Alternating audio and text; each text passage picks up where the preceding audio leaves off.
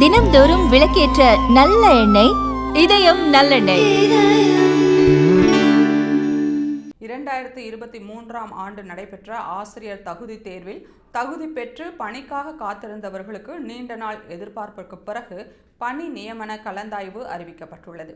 பள்ளிக்கல்வித்துறை வெளியிட்ட அறிவிப்பில் மொத்தம் 2511 பணியிடங்களை நிரப்பும் வகையில் வரும் செப்டம்பர் 3 மற்றும் 4ஆம் தேதிகளில் சென்னையில் கலந்தாய்வு நடைபெற உள்ளதாக கூறப்பட்டுள்ளது. தகுதி பெற்றவர்களின் சான்றிதழ் சரிபார்ப்பு ஏற்கனவே முடிந்திருந்தாலும் வழக்கு காரணமாக பணி அமர்த்தல் நிறுத்தப்பட்டிருந்தது. அந்த வழக்கில் தீர்ப்பு வந்ததை தொடர்ந்து உடனடியாக கலந்தாய்வு தேதிகள் அறிவிக்கப்பட்டுள்ளன. இதன்படி தமிழ் பாட ஆசிரியர்கள் 436 பேர், ஆங்கிலத்தில் 307 பேர், கணிதத்தில் 298 பேர், அறிவியலில் 910 பேர், சமூக அறிவியலில் 560 பேர் என மொத்தம் 2511 பேருக்கு நியமனம் வழங்கப்பட உள்ளது.